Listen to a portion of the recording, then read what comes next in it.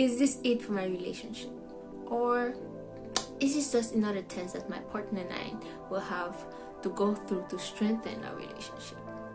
I'm pretty sure that more than one of you have asked yourself that question, or have wondered what it would be like if you were in such a situation.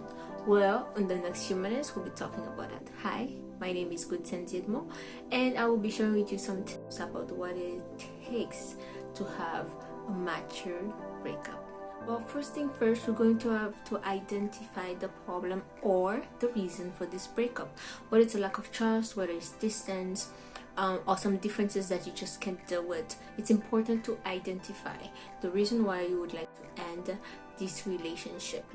Number two, you will have to talk about the problem with your partner. A lot of time we assume that they know what's wrong when we don't actually confirmed it from them, because it might be as obvious as it can be. Sometimes some people just don't, sometimes they might not have imagined it, and it's important to talk about it, not in metaphors, not passively sit down and express yourself, and also hear their opinion of the matter. Number three is a support system.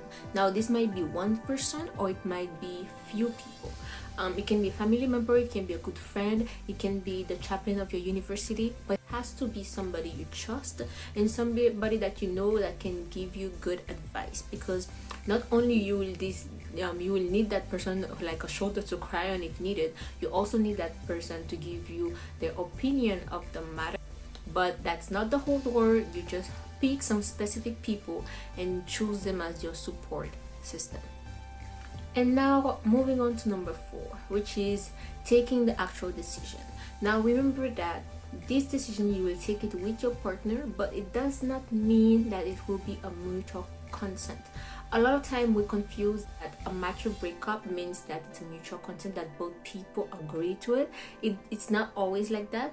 You might decide that you can't go on with this relationship anymore while the other person does not think the same way, or it might be reverse. You might be the one that feel like, no, we should give this relationship one more chance, and the other person feel like, no, this is it for me.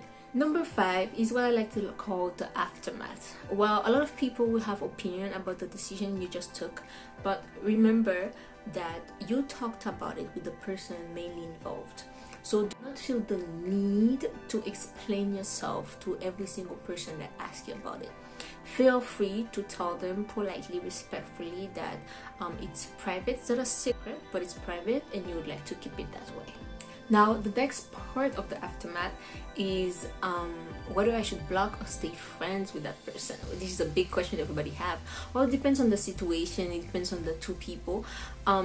Now remember, this is somebody you have shared a lot with, you have shared a lot of moments with, and you will need to step back, take certain distance, put certain limits to be able to recover, I would like to say, from this whole situation.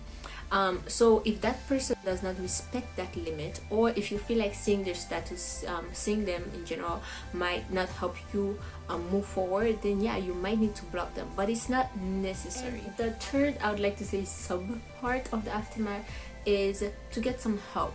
This is a new chapter in your life, and you have to get used to living again without that person. So this is where your support system comes back again in need, and it might be reinforcing your spiritual life, it might be talking to your chaplain at your university, it might be talking to that friend or that family member you chose earlier. However, you will need to get back in touch with that person to help you go through this situation.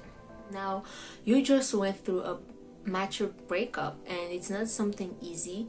You give love a chance, and love is a great thing. It takes great courage to do such. It takes even greater courage to know when it's not the love you deserve or the love that you need. So breathe, stay positive, and start writing your next chapter.